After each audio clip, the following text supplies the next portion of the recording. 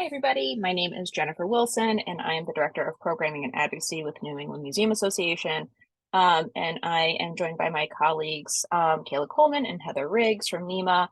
And we have a very wonderful lightning round of speakers for our Library and Archives PAG. So I'm going to turn it over immediately to our one of our co-chairs and our first speaker, Rebecca Warren.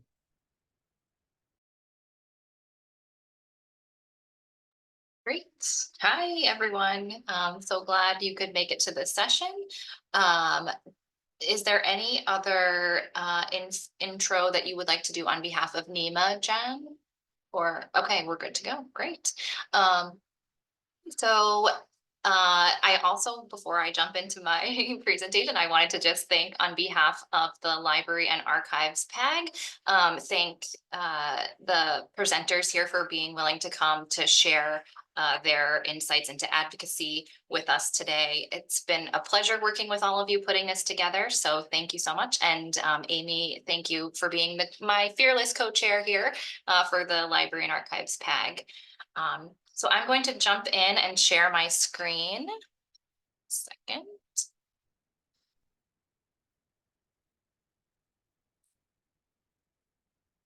Okay. All right, so for today, I am going to be talking about a tool that I used called alliterative storytelling, or what I'm naming alliterative storytelling. First, I will say I am the head librarian here at the Worcester Art Museum, located in Worcester, Massachusetts. For those not in Massachusetts, Worcester is west of Boston, but not quite in Western Massachusetts. We're about an hour west of Boston.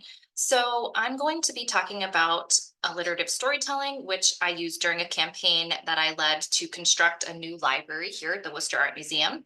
I titled the tool alliterative storytelling because storytelling is a powerful tool that is used in many different ways to create important connections. And alliteration is also a tool that is used to really help people remember concepts. And when you put these two things together, the impact can be immense. So in 2012, the Worcester Art Museum acquired the Higgins Armory Museum, and under an agreement, there was a stipulation that the collection of arms and armor need to be placed on permanent display within the museum in a certain number of years. From a very early on, the collection being at the museum, the space in which the library was located, seen here on the left, was identified as the most desirable permanent location for an arms and armor gallery. And this brought into question what the museum should do with the library. Fast forward to January 2023, when a brand new state-of-the-art library was opened in the Higgins Education Wing. And how did we get here? So a lot of thoughtful research, planning, educating, obviously constructing, and then of course, advocating. From very early on in discussions about the future of the library, it was clear to me that I needed to do some serious work to tell the story of libraries. Many staff and stakeholders at the museum thought about libraries in a very outdated and semi-nostalgic way. The museum had yet to capitalize on the full potential of this invaluable resource. I needed people to start to think about a place for research, inquiry, discovery, and learning outside the confines of a room full of books. I needed people to see the value in the work of librarians and the things we can do when given appropriate tools, space, and resources. I decided to formulate my advocacy around these four major components of libraries. These four small words needed to tell the story of how I wanted people to understand the why of the library's construction and relocation project. The four C's, as I affectionately call them, each have their own brief definition. However, even if people couldn't remember or didn't remember word for word what I meant by these four words, together they really paint a picture of the complete value of the library and why it should be saved and moved. I used community to explain that the best libraries listen and adapt to the needs of their immediate audiences. And there are also people that need to be aware that they are being left out of the picture or excluded or forgotten from the library as a space for one reason or another. I also reminded people that the library has been a free resource here in Worcester for the whole community since its founding in 1909. I used creativity to explain that our approach to design of the space would be creative, flexible, and adaptable to an array of changing needs. I talked about alternative art libraries, which is something that I've read about in the literature, and how librarians are always thinking of creative ways to engage with their communities and collections, which happen to be two of the other C's. A new efficiently functioning space would allow us as professionals to be creative, and that would also encourage creativity amongst our users. Collections was the simplest word of all to explain. Our collections here at the library are phenomenal and they essentially speak for themselves, but I wanted to remind people about the physicality of the realistic, vast scope of these materials. Art is still a very print dominant discipline, and therefore we needed to think strategically about how we build and store the collections. I used this space to talk about librarians as curators and cultural stewards, and I also emphasized the importance of access to collections. And finally, connections. One of my favorite words to talk about, so I saved it for the ending. I brought things back full circle by emphasizing that museums and libraries foster communities of learning and are built on meaningful connections between knowledge creation and knowledge sharing. I talked about the many connections between art as material evidence and libraries as holding contextual knowledge to help people draw these connections between art and the shared human story. Connecting the shared missions of librarians and museums really resonated with stakeholders. So, community, creativity, collections, connections. I hope you all can remember that. To sum it up, I just wanted to go over some of the things that I learned. So for pros when you use alliterative storytelling, it's providing a consistent message. So if you're working on a team, everyone is giving the same message. Your priorities are clear and consistent, tying in with consistent messaging.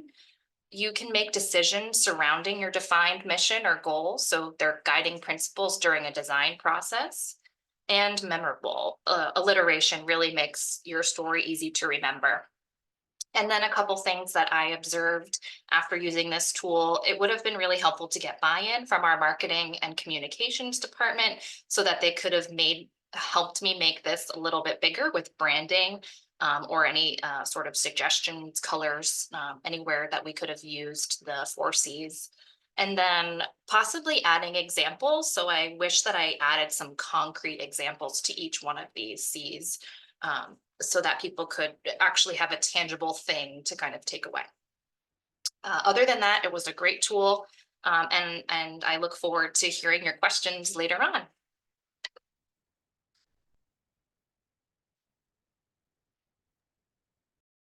Thanks so much, Rebecca. That was wonderful and right on time. Awesome. So now we are going to send it right over to John for his presentation. Hi, I'm John Bourgeois. I don't have any slides or anything. I do have my handy dandy notes that I'm going to just use to loosely guide this discussion. I'm John Bourgeois, the library manager at the Webster Family Library at Cummings School of Veterinary Medicine for Tufts University in North Grafton. And just to give you some context, there had been some long-term discussions about, first of all, implementing a new curriculum that would hit in August of 2024 and slowly be staggered in as new classes enrolled, they would be in the new curriculum. And at the same time, there was talk of increasing the class size from about 100, 110, which is what we are right now, to 130. So given that context and the fact that I started this position in the middle of COVID in spring of 2021, moving halfway across the country, the library was a really, and continues to be a loved space on campus. It's a beautiful, absolutely beautiful campus, and it's a beautiful building. So we are located in North Grafton at the site of the old state hospital. So the campus has a lot of history. It used to be the old state mental hospital, so it has 1920s kind of Gothic architecture. The library is located in what was formerly the gym. So beautiful windows, beautiful structure, terrible acoustics. but that's workable. That's very much workable. And we had been, there's a trend in vet medicine to move slowly to more small group discussion-based learning. So students will take cases and discuss them amongst themselves and then reconvene. So that created a need for space. Previously, the library had been used for these small group discussions, and they were in one class, case-based learning, which was previously known as problem-based learning. And so that took effect, and we hosted small groups all throughout the library. So on Friday afternoons, we were not a quiet library at all. We had 100 students in here just, oh, it was rock. It was pandemonium, and it was wonderful. It was absolutely lovely, especially with the gym acoustics just reverberating around. So that was so successful that we began to be used for more small group discussions, and there was more of a need for space. And at this time, I'm thinking, all right, I'm playing ball here. I can ask for more things. So I asked to expand my staff from 2.5 to 3, an incremental change. Then the next year, I asked to expand to 4. And the reason I asked for that expansion was because my responsibilities were becoming more. I had 2 library assistants now, but one of them was in library school. And so I wanted her to transition to a librarian and then backfill her position. I was told no on that. But at the same time, I did ask for other resources. So more funding for databases, more funding for travel and professional development. You know, we were coming out of COVID, so it felt like the right time. And all this while, we are absolutely expanding the use of the library. So instead of one class meeting in here, now we had 4 or 5. And it was just becoming unwieldy, and we were running into the issue of no longer being a library, but more like functioning as a lecture hall. So in that context, some funding opportunities came along to renovate the library space, get rid of a lot of our print materials, or off-site them, relocate them, do what we need to do, find locations for them at other Tufts libraries. And so that was in the summer of 2023 that we began that process.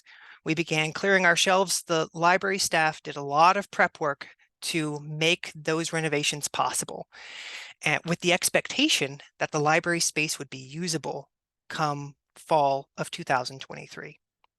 However, all of our prep work was almost for naught, because construction didn't actually begin until December of 2023. So for that entire semester, we had a space that we were still open to the students, but our book stacks were mostly empty in storage, and we couldn't have the case-based discussions in here because we didn't know when construction was going to start. So I didn't want to make those promises for a space that may not be available.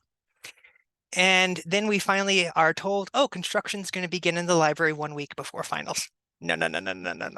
That's not going to work, my friends. And so I had to push back on that and say, wait until after finals. We have a couple of weeks. You can work over Christmas break. It'll take 2 months, according to what the project manager sent me. That turned out to not necessarily be the case. Construction is still ongoing, but we are hosting small group discussions in here.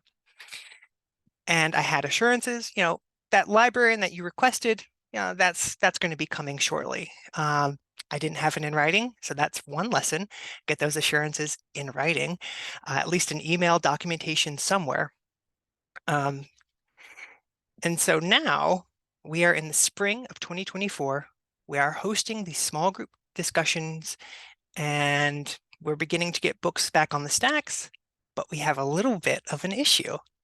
Instead of classes increasing to 130 next year, which was still a 20% increase, our admissions office has been too successful, and next year's class, they are trying to whittle it down to 150. So that is a 50% increase in class size. And so now we are trying to figure out what to do with the space. Fortunately, the library has been proactive. And all this while I'm saying, look, I need another librarian. I need to backfill that position. Like, we got to do this. And so now that we're nearing that, I was actually working on a request list for needs this morning, actually for my staff and to send to admin. And they've been very accommodating, at least verbally. We'll see what actually manifests in writing. But this is consistent messaging. Whenever I made this initial request back in fall of 2022, I'm just reflecting that same language. So I can go back and revisit that, say, I need these databases, I need this, I need this, I need this. But it's not just me asking, it's also me giving for things continually as well. So that I'm being very clear in my needs, and then also just constantly saying exactly what I need, and trying to get better documentation of it as well. So those are the main lessons that I've learned throughout this entire process.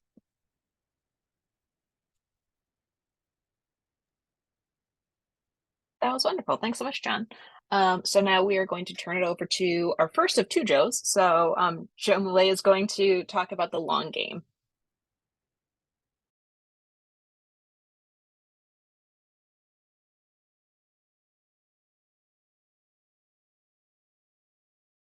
Oh, I think you're muted.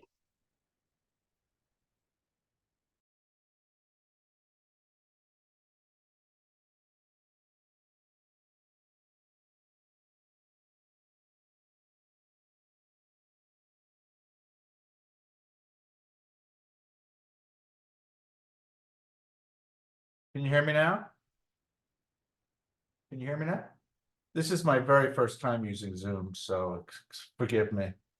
Let me get this started. By the way, my co-presenters, that does not go into my 7 minutes.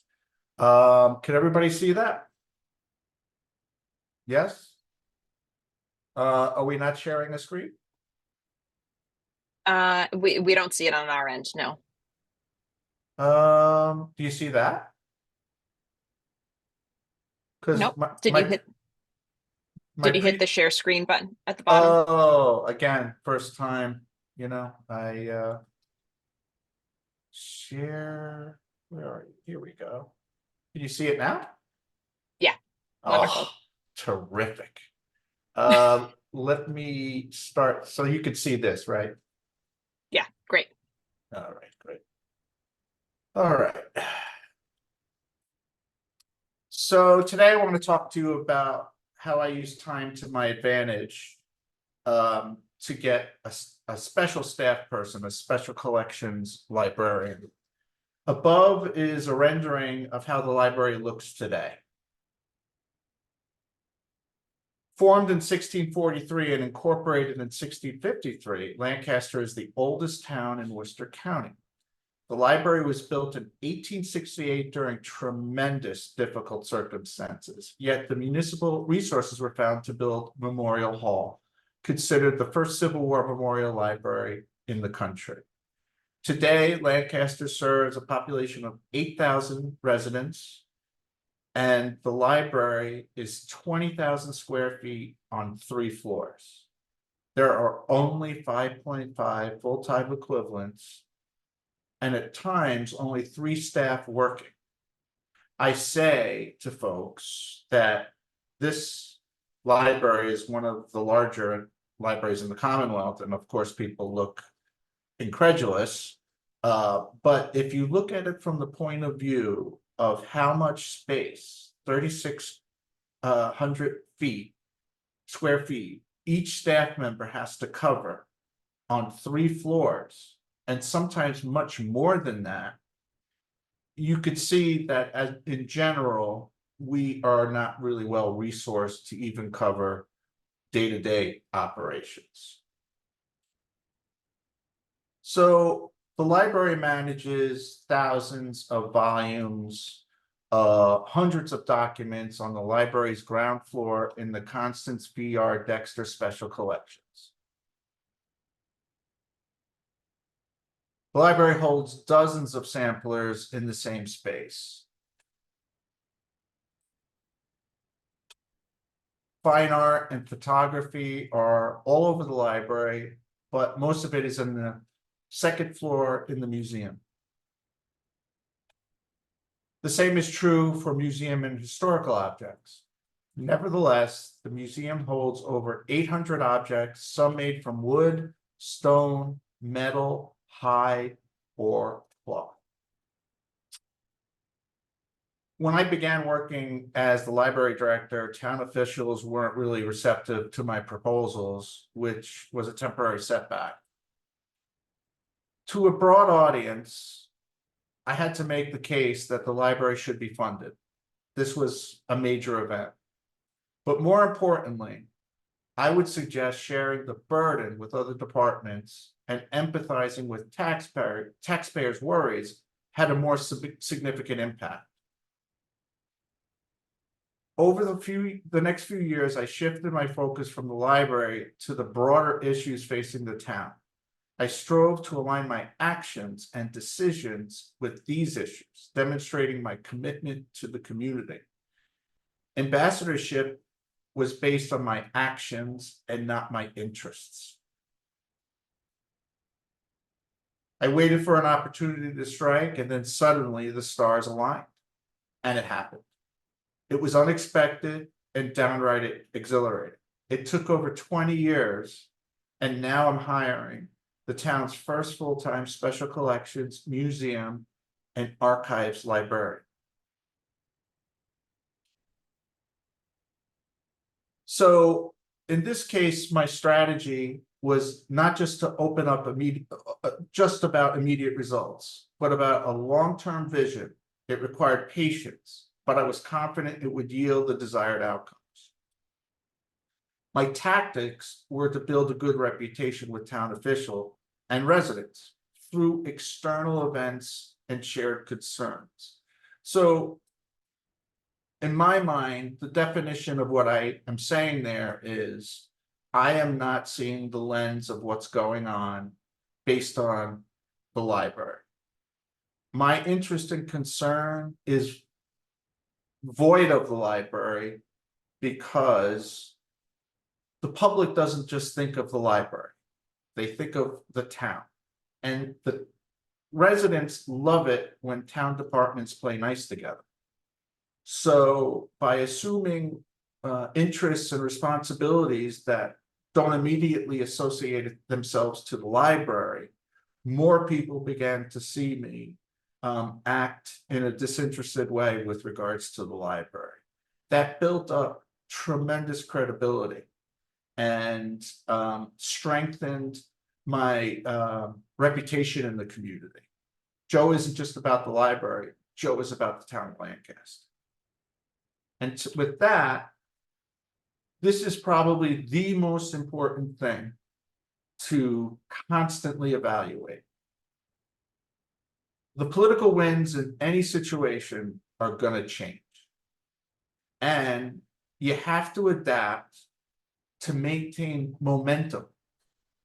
Because when there's a transition between town administrators, there's a big chance that you're going to lose your momentum.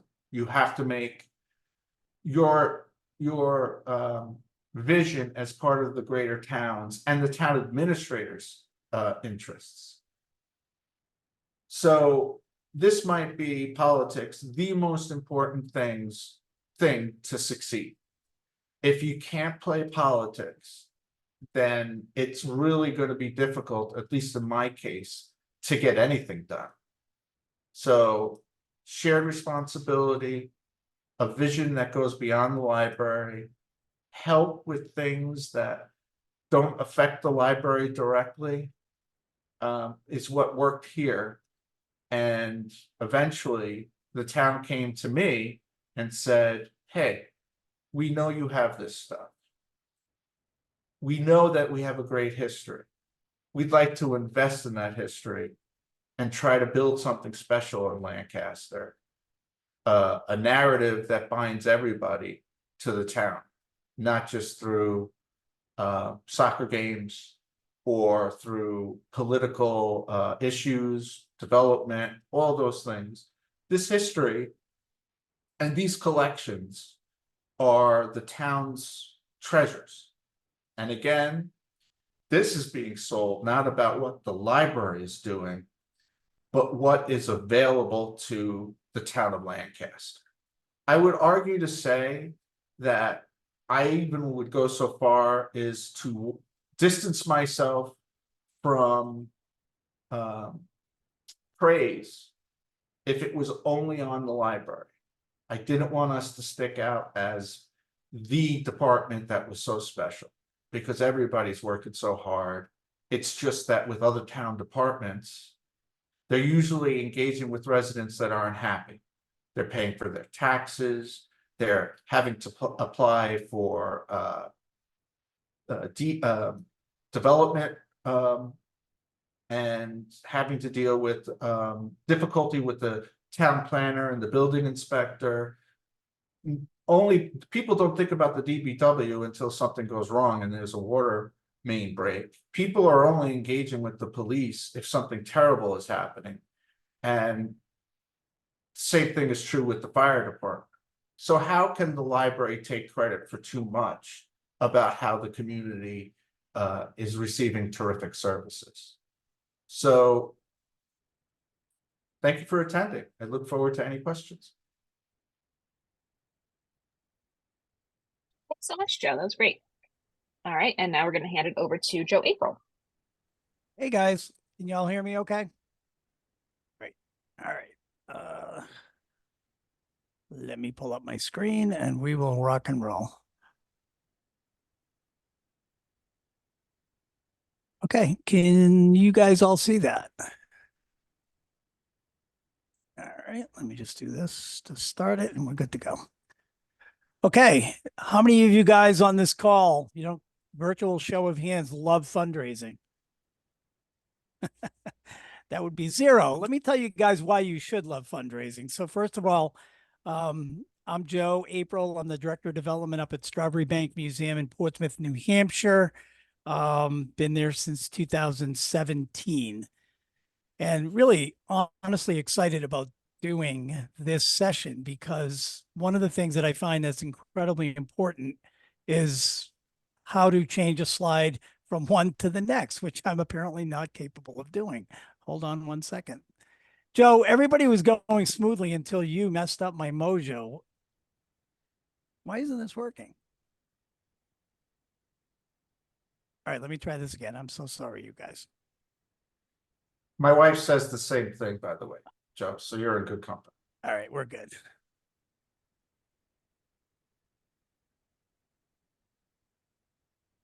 Okay, I'm going to have to do it this way. Sorry, guys.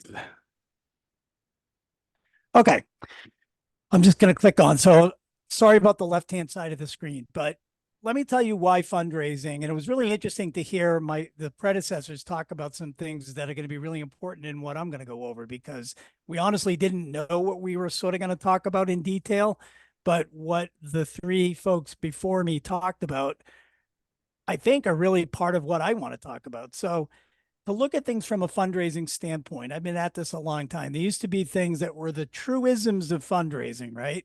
Number one, everybody thought that building a building and bricks and mortar was what fundraising was all about, right? So unless you're raising money for bricks and mortar back in the old timey days, things weren't all that great. Like people didn't give to programs and people.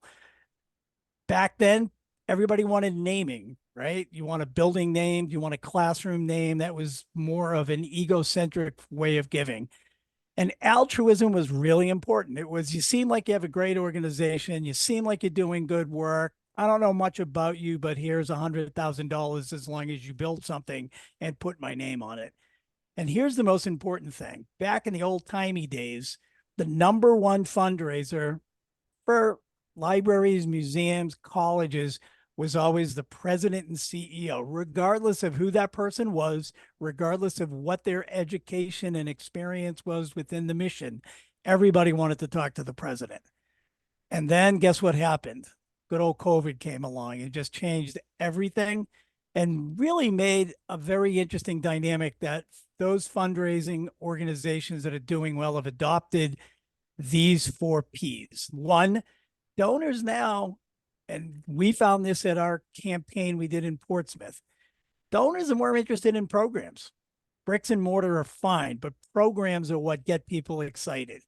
Participation, and it was really great to hear, all the 3 folks before me talk about participation. Donors want to help you write the plan in addition to help you fund the plan.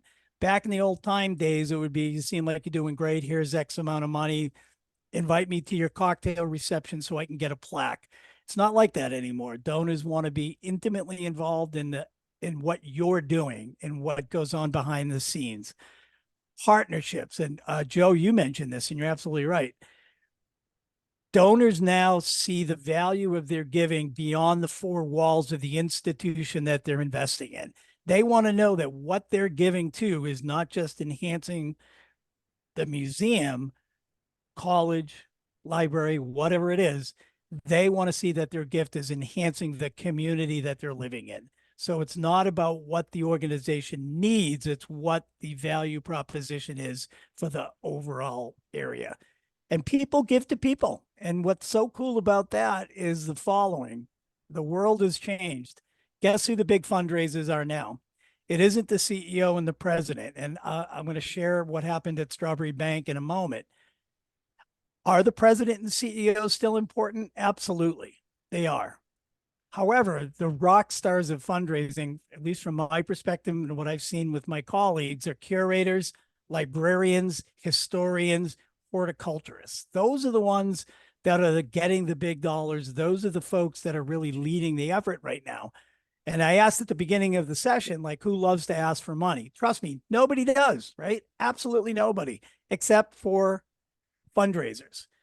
And I can't see everybody, but I'm sure if I were to ask everybody on this call, how many of you love the organization you work for and are passionate about supporting it in any way possible, I would suspect that everybody's hand goes up, right? So nobody likes to ask for money, but everybody loves the organization. Well, here is, don't tell anybody, the dirty little secret about fundraising. Asking for money is the smallest part. The knuckleheads like me, look, in this giving cycle, asking for the gift is by far the smallest part, by far. We do that.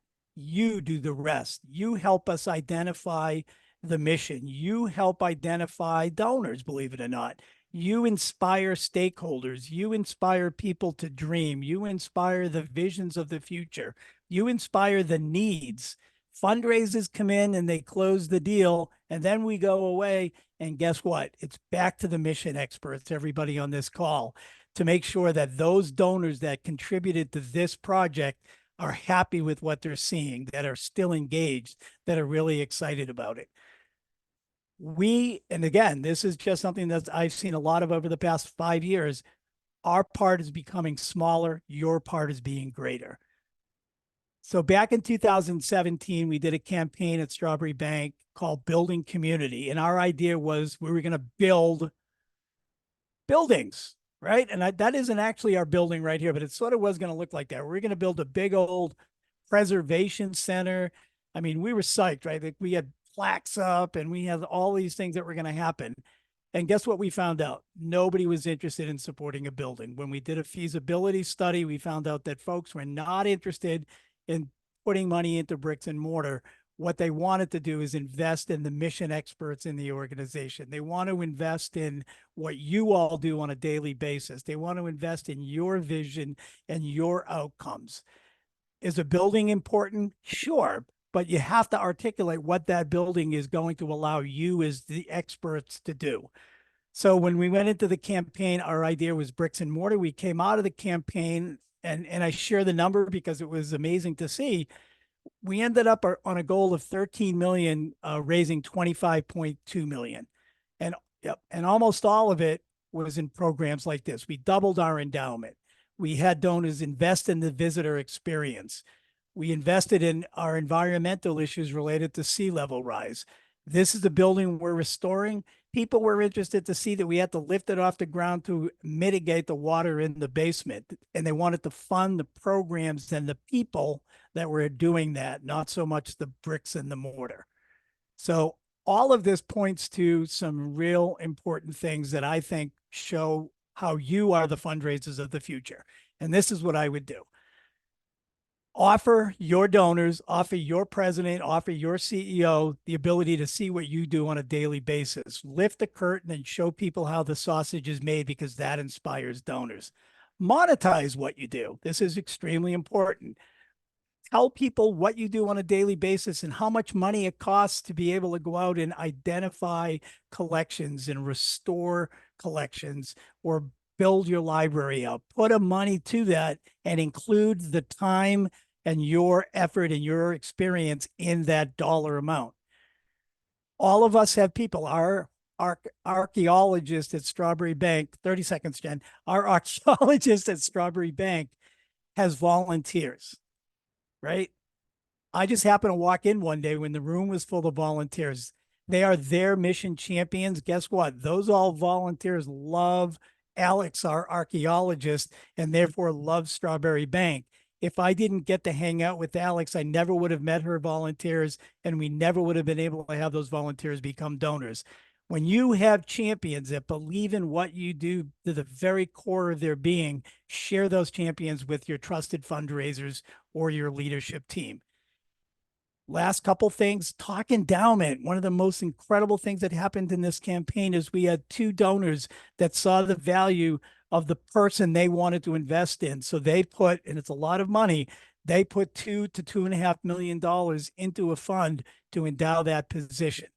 And why did they do that? With all due respect to the organization, they did it because they believed that that person deserved to have that money and that that person, whoever comes in after them, is investable as well. So talk endowment is incredibly important.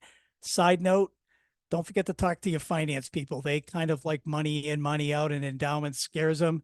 Trust me, they'll love endowments once they're there. Everybody wanted endowments before the pandemic. I mean, everybody wanted endowments after the pandemic because that's what gets you through the rough time.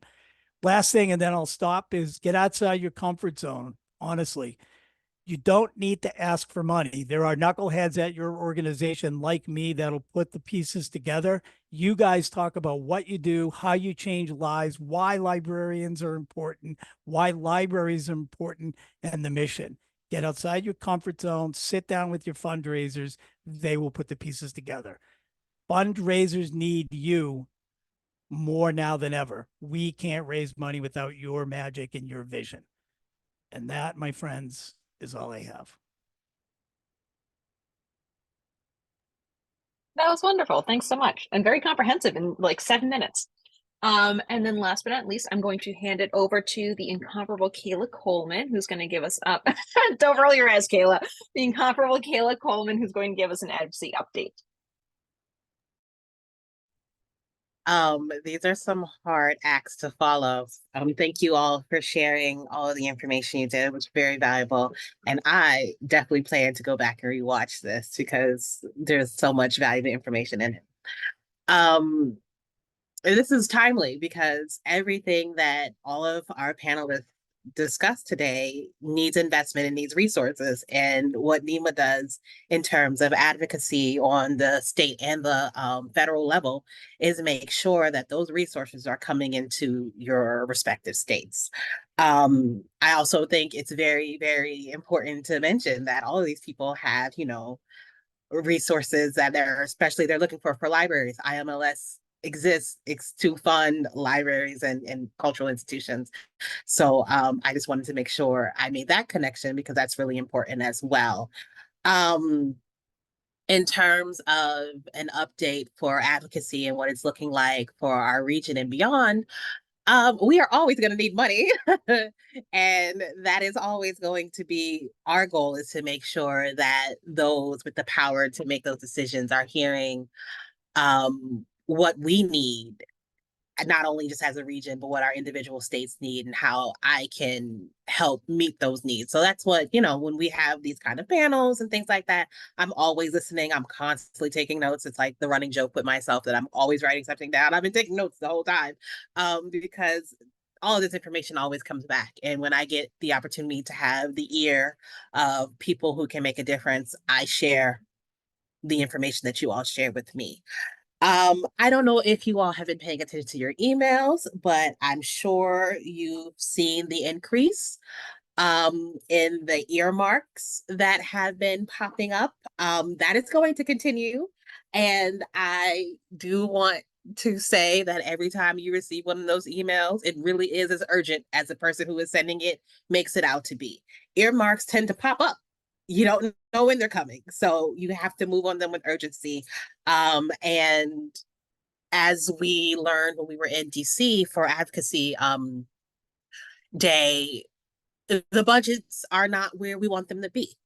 It's hard to make the differences that we want to make in our respective institutions and in our region as a whole when you find out that the budget for the year towards arts and culture and museums is 55 million. That's not a lot of money to be dispersed nationally for like the work that we are all doing. And as one of our panelists, as I think it was Joe who said it, Joe April, who said it, all of the work that we do is very important. All of our departments are very important, and they need that investment. On a state side, like we said, that budget comes from the federal. So the trickle down is always an interesting thing to observe. I will say, if you have not received a data sheet for your respective state, please reach out to one of us. We will share it with you. It has shown that that our region has been taking advantage of the funds that are available, not just from IMLS, but also NEA, NEH, and there's so many acronyms I know I'm missing one. I want to say it's NOAM, but I may have made that up. Is that the one, Jen? Were you just nodding? It might have been that one. It's the Science Museums. I believe it's The Science NOAA. Museum. So, yeah. Yes. So we haven't been able to see, not only on a state basis, but also regionally, exactly who's getting that money, who is advocating to get more of that money. And to that, I say, if you feel like you want to go for a grant, you don't know where to begin, there are so many people, including Nima, myself, who would be willing to have a conversation with you and talk to you about it. While I say going for grants, I recognize that there's not enough out there for the world, but that's why we advocate, so we can try to get as many resources toward the things that we care about as possible, while also recognizing that the investment is different. Sometimes people don't actually know what they are supporting and why they're supporting it, or what it actually takes to get things funded or get these budgets where we want them to be. And that's where you all come in. If you may not realize it, but every time you get that chance to talk about what you do, every time you get the chance to show someone, like Joe said, and bringing them behind the curtain, there is use in that, because this is the things that stick to people. People will grab that one thing they connected to and be like, that's really important. I think we all were able to see, especially during the pandemic, what happens when people aren't engaged and they have nowhere to go and they have nothing to do. We all go on the internet and get crazy. We can't do dance challenges forever. So now that museums are open again, we want to make sure that they are funded the way they should be, and that the general public can use them. I think it is all of our responsibility to do advocacy, and we're doing it every day, whether we realize it or not. And if you have those connections, whether they're local, get in that person's ear. Never be afraid to reach out to your local representatives, because you've hired them. Like, they work for you. You should never be afraid to like reach out and make the things that you care about known to them, because you've hired them. And that is always the model that I've used, whether it's, state, local, or federal. I do want to, if I get that chance to speak to someone, I'm going to be like, hey, let me tell you why we need this in our region, because it's very important. I think, whether it's state or local or even federal, you have that access. And I think it's often, for whatever reason, a lot of the general public don't actually understand how advocacy works. They think it's just, like, oh, we're showing up with pitchforks, we're raising hell. That's not always the case. Advocacy is a conversation, just like we're having a conversation. When you meet that person who came into the museum on a whim, and you had an opportunity to have a conversation with them, and they carry that to someone else. Thank you, Jen. That means something. That means you did your part. You showed them, hey, this is what we do. And I think often we are taught, especially if we work in this field, that if we did something on a shoestring budget, then we were successful. But actually what that does is train those who have the power to make the difference. As far as investing in our work, it trains them to think that we don't need that investment. So I always say, if I was able to do this with this amount of money, imagine what I would be able to do if you gave me more. And I hope that that empowers you all, and that and if you have any more questions about advocacy or how you can get involved, myself and Jen, and we have an advocacy committee that works on these things as well. We would be happy to answer questions. Hey, thank you so much, Kayla. So we have time for a Q&A. Amy, did you want to facilitate the Q&A, or did you want me to? Okay, I'm gonna do that. Okay, great. So I had a question from the chat. So for folks, if you have specific questions, if you want to drop them into the chat field, and then we'll just go from there. All right. So the first one I had, and this is open to everybody on the panel. How can we mobilize private donors to leverage state and federal grants? And I'll also drop that in the chat for everybody. Ooh, pick me. Go for it, Joe. And Kayla said it, right? We can do so much with X. Imagine what we can do with Y. And I think there's a misconception, or at least I found there's a horrible misconception among some donors, that we as museums and libraries are funded by immense buckets of money from acronym-laden places like NEH and the NHL and NBA. I don't even know what they all mean. And we do get money from them. And I can speak to Strawbery Bank. We got a very nice grant from NEH, but it didn't complete the project to the extent that our community deserved.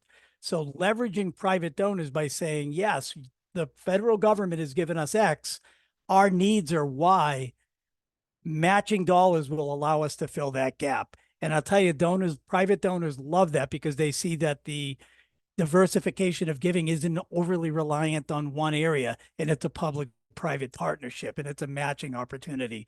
So there's a good, I'm sorry, I go on and on about this, but there's a good way to leverage pain points when it comes to meeting the mission of what you want to do. And we deserve Y, not just X. And I think that being upfront with it and being an advocate for it and bringing in those private donors, once they see that that's important, they then become the advocates for that project as well and become a private donor advocating to public institutions. So really important question. I'll hop in too on this. I'm sorry. Go ahead, Joe. One of the things that I noticed was pursuing grants that absolutely required other departments to pay to participate in. So generally, I think it's been often the case that, you know, an institution will apply for a grant for itself. And, you know, like I said before, the residents love to see departments working together. And that would only bring credibility to what I'm trying to achieve if I help them try to achieve what they want to achieve. And then it becomes this great success point that one of my other thoughts is I want as many people to take a lap for any successes that I'm a part of that is possible. If only one person could take a lap, it was unsuccessful, because sure, there's the deliverable, but everybody should have skin in the game. And so I've worked on grants with the police department. I've worked on grants with the community center. But if I didn't find a way to help with their grant, what purpose am I providing them? So I agree with everything that my colleagues have stated. And, you know, the only other thing I would add is that in a smaller community like this, it's all about building relationships. And the thought is, you just never know when a person is going to drop cash in your hands. And it's happened here. And I had no way of knowing. And you have no idea how a negative interaction could do so much damage. The adage, you do one thing right, 3 people know. You do one thing wrong, 7 people know. So we have to go out of our way to not have any negatives. And that's a lot of work because everybody has to understand and buy into that. And the resident has to win. You know, even if they're wrong, they have to win. They are the people paying for the service.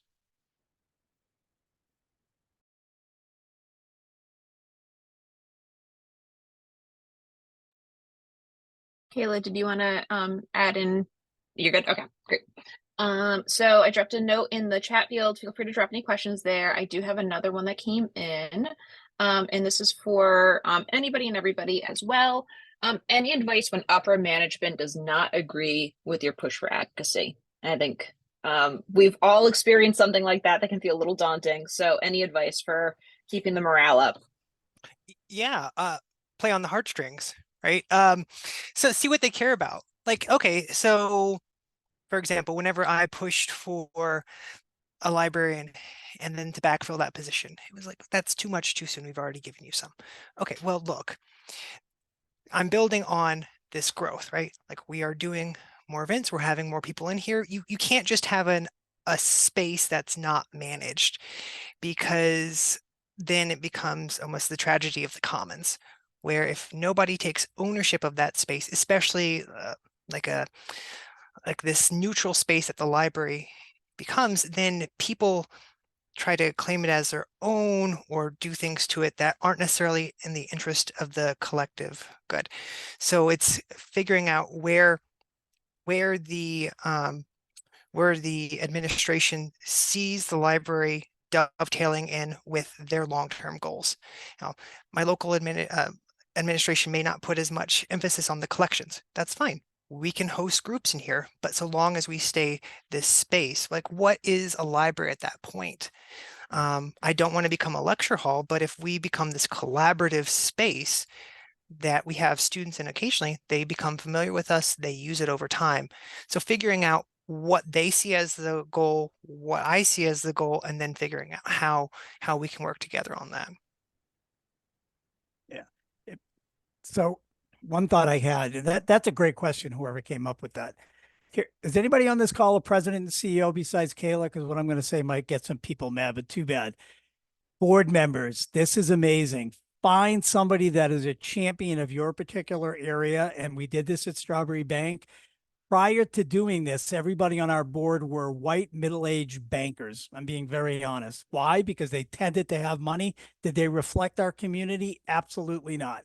So find champions within your area. Find that horticulturist that is, affluent and influential, and get them to be on the board, because now all of a sudden you have a champion for your particular area.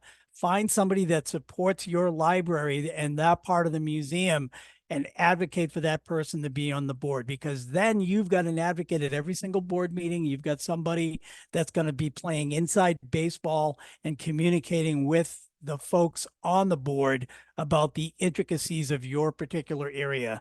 And that way you're kind of trumping the president and CEO a little bit. Not that you need to do that, but they're going to listen to board members sometimes more than they're going to listen to the director of development. So I want my champions on that board to advocate for me. And I would suggest you all do similar. It works.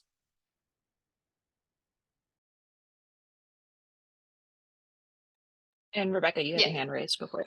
Yeah, so I would also, with kind of playing off what Joe said, if you don't, if you need some kind of way to talk about the library, I had a lot of experiences of talking with people about the new version of libraries, right? Like, so I think I said in my presentation, like they have people have a very nostalgic view of what libraries, were in the past, but talking to them about what the libraries are doing now, why it's important and why it's important going into the future.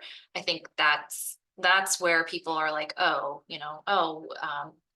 even just about like book banning or any of these big hot topic issues, but kind of like what the library could be. I think that inspired a lot of stakeholders and a lot of board members, because they could see you kind of have to spell it out for them. You have to draw the connections for them, and you have to show them that it's not just a room full of stuff, of books, but how those collections are used outside of the space, and thinking creatively about that, and what we can do in the future. So a good community is going to maybe at best have 60% of their population have library cards. And you could feel good about that.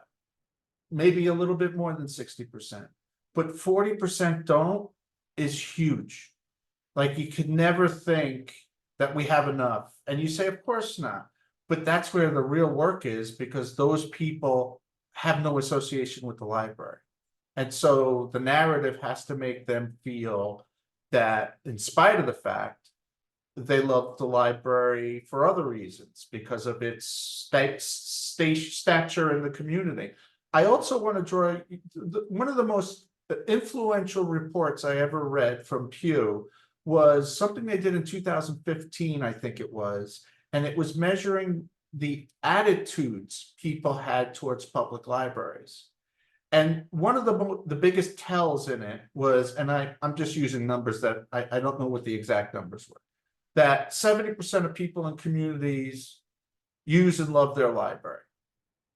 80% support their library. So there's a 10% gap of people who don't even use the library who are supporting them. And that 10% we don't know a lot about, but it's an indication that there are other reasons interested parties want to support. And I think Joe mentioned about it, the impact on something greater than the institution. So there's something about the library, the museum, these cultural resources that are important to people beyond them wanting to use them and appreciate them.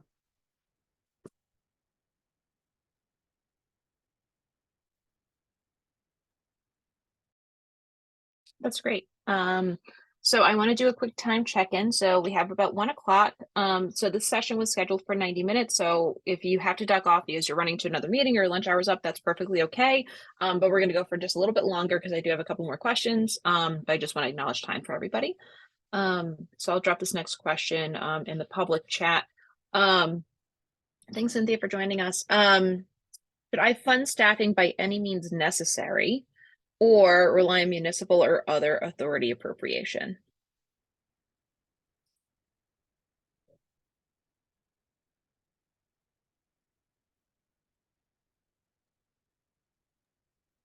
I love volunteers, but they are a dual-edged sword.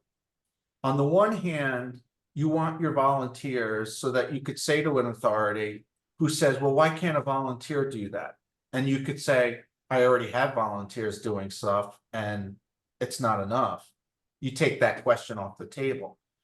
But the other side is they do not help my effort to get a professional position.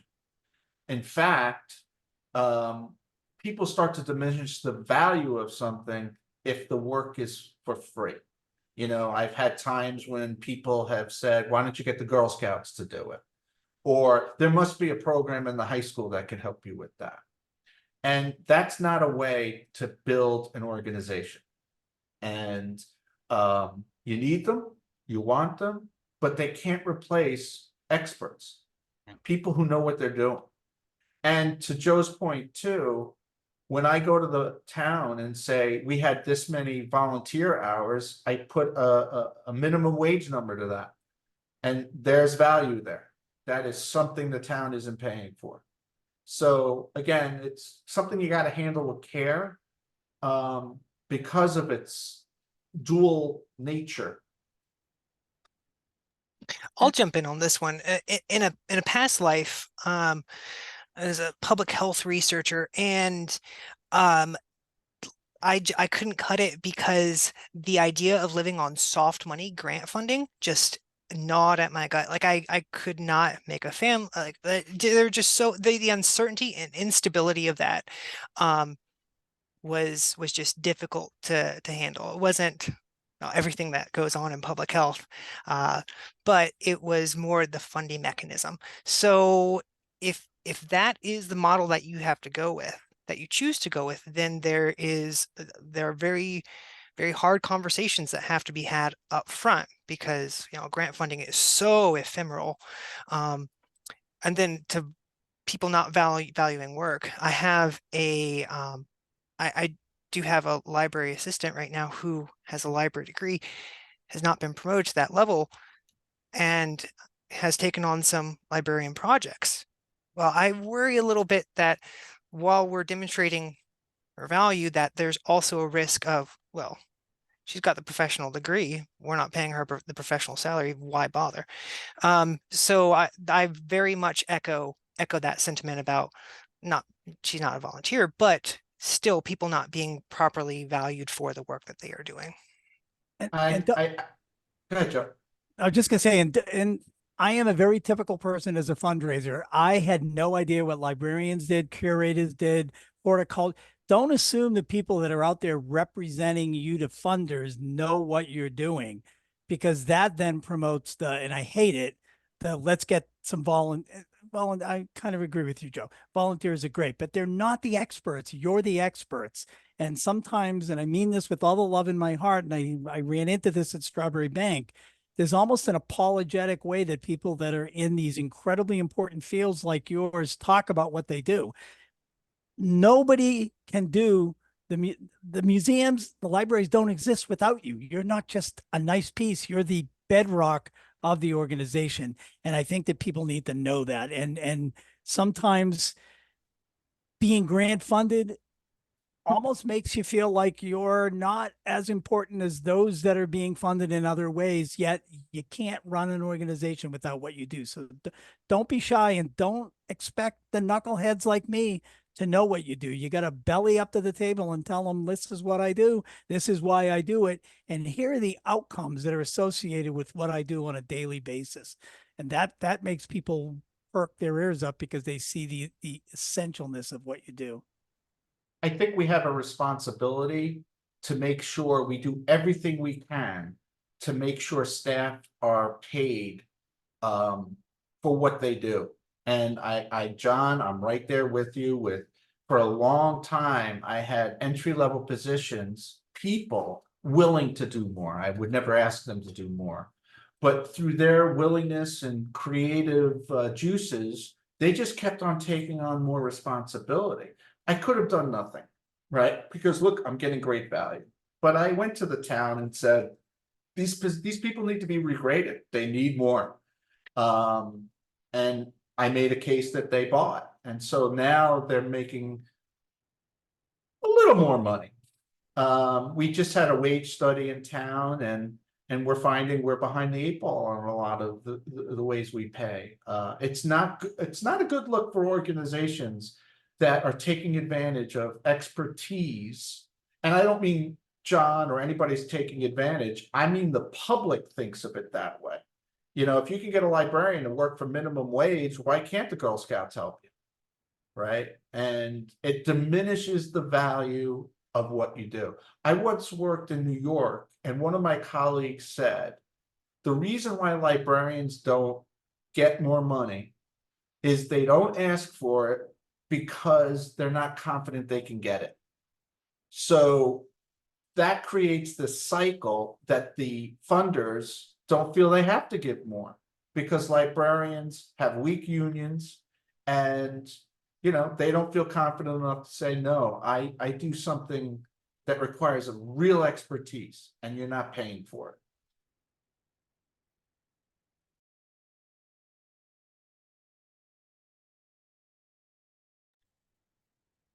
Thank you for that. So I have another question to throw out there. I think this will kind of dovetail from the conversation that you've been having. From the standpoint of positive advocacy, is it okay to say no to initiatives and proposals when necessary, even though we are working so hard to prove our value and worth? Yes. I mean, that's the simple answer, right? So there's a famous, I say famous, but there's the cliche, we're being asked to do more with less.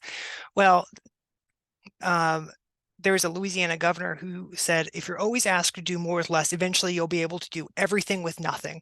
And that is exactly spot on, because, these efforts take staff, they take resources.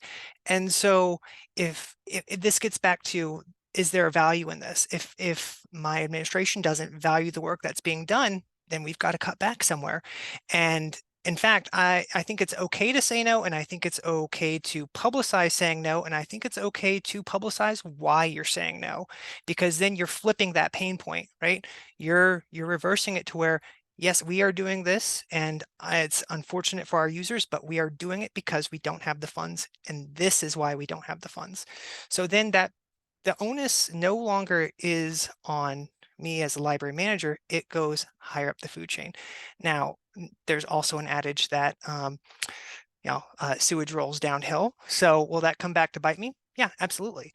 Possibly, but at that time, people need to see why things are the way they are.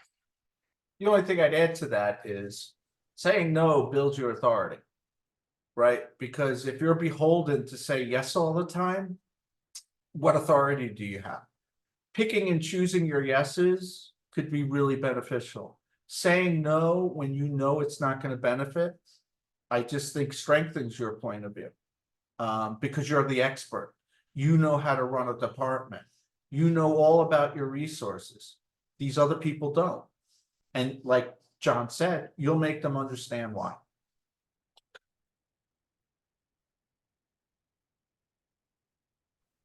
I am a big fan of saying no, both personally and professionally.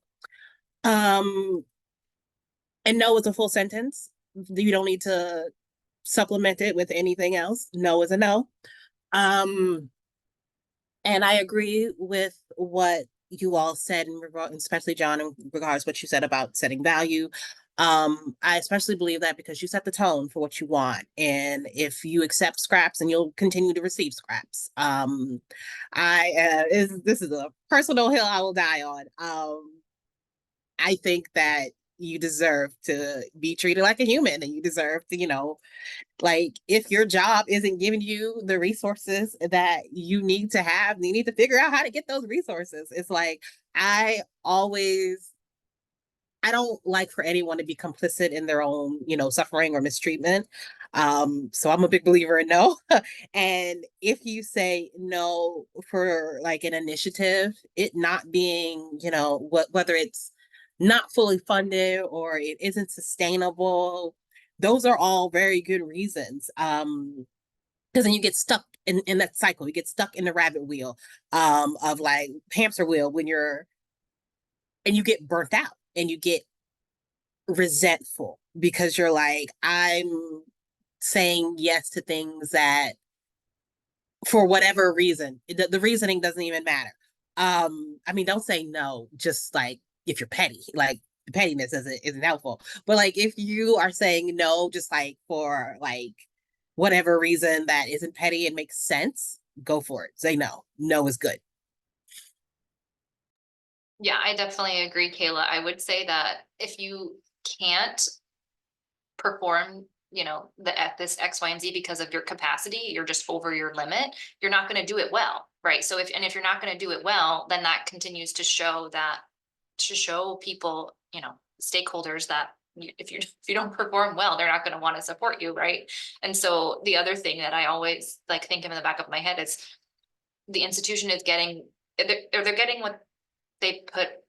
Yeah, they get out what they put in, right? So if they don't put enough value, enough resources into something, they're not going to get their return on investment. So I think it continues to show them that, oh, okay, well, maybe she needs another half-time person, and then they can do this really cool program. Whereas, if they don't invest in it, then we can't put out, right? I also think that, like with anyone who raises children, parents are inclined to always say no, no, no. And sometimes the dog has to win, and you need to start thinking about saying yes more often. In town, I would say it's the opposite. I would say you should be in the habit of saying yes, and your no's will be distinguished from what you're so easy. Why are you saying no now? You always say yes. Because, and in my case, I think it carries a lot of weight to want to always say yes, but be ready to say no.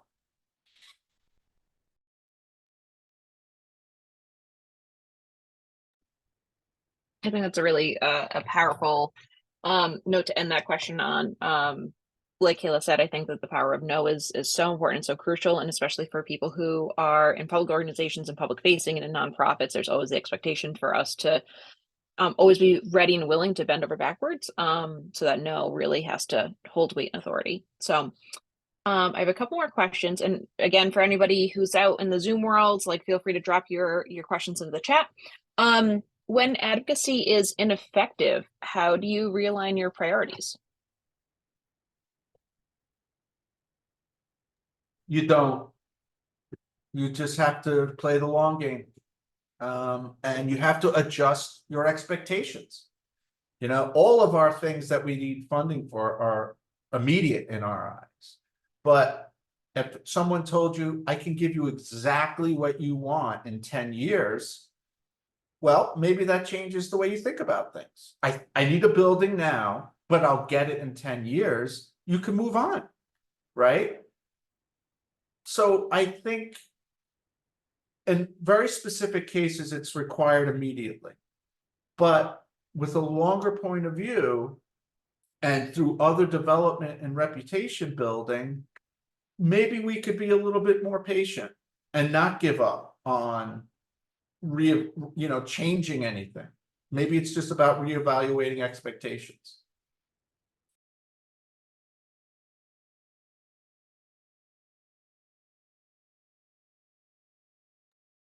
I think the only other point that I would add to Joe's really good point is, rethinking your expectations, but also kind of trying to meet, if you're thinking about advocating to a specific person, trying to meet them where they're at. So, if they don't understand, that's one thing, but if they just don't, support libraries, I don't know how well you would be at changing somebody's mind, but maybe connecting with them on that particular point, or, kind of trying to figure out if there's something that that you can kind of relate to them with, empathize with them on a certain point. Maybe they just had a sore time at the library, or they had, something happen, and just kind of try to empathize with them and meet them where they're at and try to align yourself that way. I hate to keep jumping in, but my colleagues are inspiring me. The thing is, I'll go to a taxpayer and say, hey, we need this, but I understand if you can't afford it, right? So I'm making it about them in context of me. And the more I make it less about me, I think people start to trust more and may reconsider, or at least think about reconsidering, right? Maybe not this time, but maybe some other time. They said, hey, I said no the last time to the library, and they're saying they need this. Maybe I can afford to do it now. Yeah, empathy and understanding is everything. I think that's a great point. That's great. I have a feeling this will resonate with quite a few people. We are a small shop. I think fundraising is dispersed throughout the whole organization. Where do I even start attempting to connect with the fundraising area?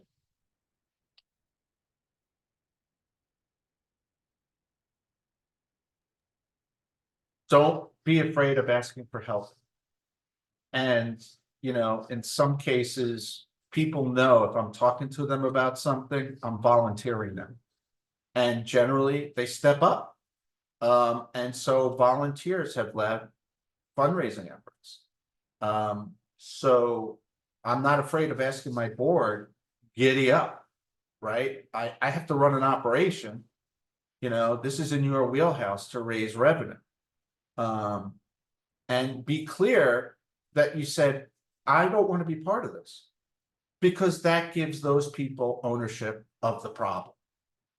And it's another one of those cases where you're strategically saying no, right? Because you want to pass that responsibility on to other passionate people.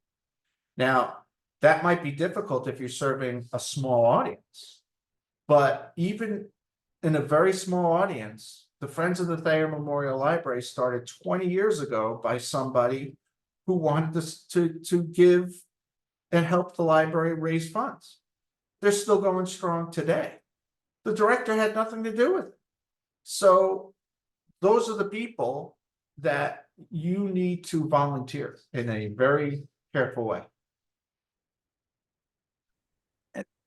You know, and I think there's just a basic fear and doubt and insecurity around fundraising, in that many people perceive fundraising as that sales situation where you're sitting across the table in an adversarial way, trying to get money out of someone's pocket to support what you're doing. And a lot of people that come on boards and a lot of folks that work in smaller organizations, that's what their perception is. So I think one of the things that I've seen work at smaller teams is kind of in a mission-driven organization, everybody is a fundraiser, but not everybody needs to ask for money. And everybody on a board and everybody on a small team knows people that are passionate about the mission. They know people that know people. They can connect. They can be ambassadors. They can be endorsers. They may not be the solicitor, but they can be a part of that incredibly important equation. And make it about the good stuff related to fundraising, the outcomes. Money translates to something that makes the mission of your organization be better. And buying into it as a small shop means that everybody celebrates a gift, everybody is a part of a gift, and everybody is a part of kind of stewarding those gifts afterwards. And, you know, some of the best fundraisers I've ever met are people that don't have the word fundraising or development or advancement in their job title. Who they are people that are just passionate about what they do. And they are incredibly open about the importance of what funding will allow them to do more of. And they can articulate it in a way that makes a donor. Donors sometimes are more savvy about fundraising than the people asking for money. And really, in a small shop, everybody's a fundraiser as long as you know what you're asking for to be supported is enhancing the mission of things that you do. And I know that sounds kind of trite, but it's important. You know, it's not about the money, it's about the outcomes. I think. Joe, you're again spot on. As you have been through this entire thing, Joe, spot on. Okay, what's your Venmo number, Joe? Just so that I can make sure I send that to you. Spot on, an inspiration to me at least, maybe not to everybody else, probably not everybody else. But the thing is, the best fundraising, to Joe's point, is any fundraising that I'm not involved in. So for instance, the Friends, you'll find in public libraries, it's so annoying when the Friends micromanage their gift to you. Well, give us a list of stuff that you want and we'll choose it. No, I make those decisions. And my job, after you give me the money, is to help you take a lap about it. So you need to trust me that I'm only going to do things that bring attention to you. And the same thing, I had a great staff member. We were getting a grant that we had to apply for every year, and they did a fantastic job. And now we automatically get the money without an application. I was not involved in either of those two things. So that's the best fundraising. As Joe says, those people have every opportunity to fundraise because they're connecting with the public every day. Thanks for inspiring me, Joe.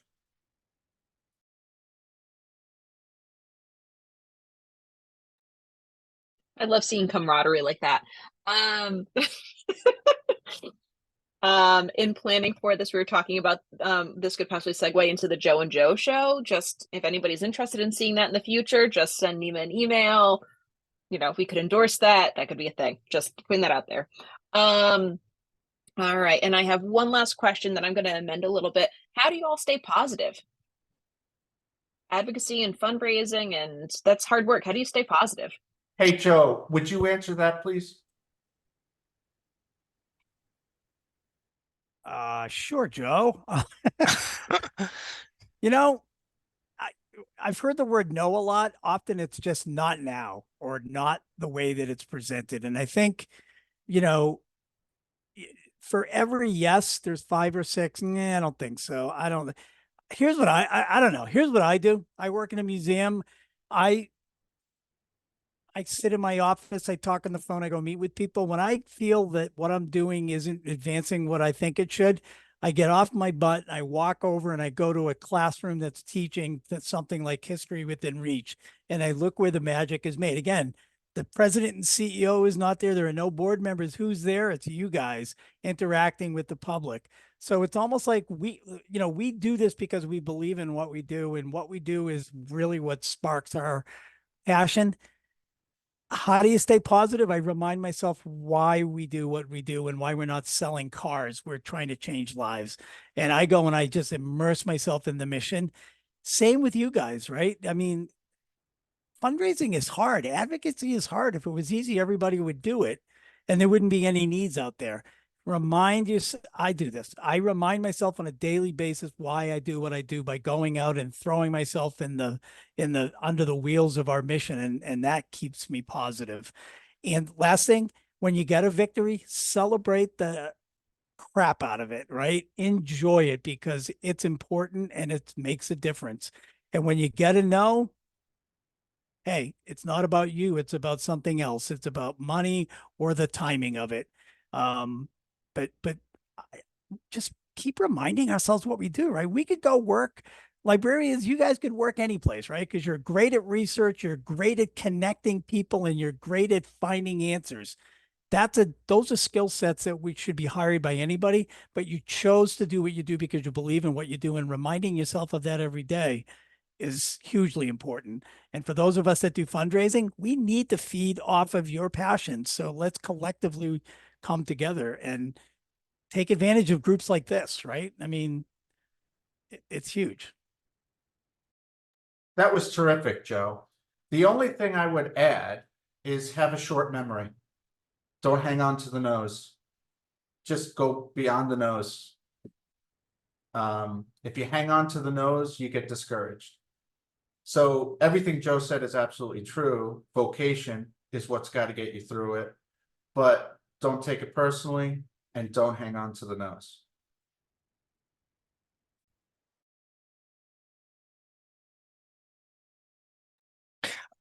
So I don't stay positive all the time because I don't want to be. Like it's not fair for me to be positive. Now, am I going to be a naysayer? No. But what I find is helpful is I'm a little bit of an introvert, a lot of an introvert. I could be the stereotypical librarian, and say, well, I would just rather stay in the back. But if I do that, then things don't get done that need to get done. And if I'm chicken, then like people will suffer because of my inaction, because of my timidity. So I just constantly remind myself that it's not about me. Like I remove myself emotionally from the equation, and that helps me tolerate the no's. And the yeses aren't yeses to me. The yeses are yes to other people. They're yes to programs. So I'm just a conduit here. Like I'm working logistics. I'm working the crowds. I'm, shaking hands, kissing babies. But at the end of the day, I'm just a steward here. Like this is going to go on beyond me, and it was here before me. It'll be here after me. And if I've been a good steward, it'll be in a better spot. And so that's kind of where I take it is, I don't get emotionally involved. I care deeply about it, but I can leave it at work, right? Like I don't take it out on my kids, yeah. So it doesn't come home with me because work is work, home is home. And so I feel like if I get emotionally involved, then that affects that relationship. And I don't want to do that. Yeah, I've done all of these things. All three of my other co-presenters, I've done all of them. The only thing I want to throw in there is making and having a space to vent and complain. I was actually recently in a session with a couple of other librarians, and it was talked about like we need a space to vent and we need each other to complain and lean on, and that's okay. So I think find your group, find your people, and have them there as a space for you to safely vent, because you do need to let out some of those hard thoughts.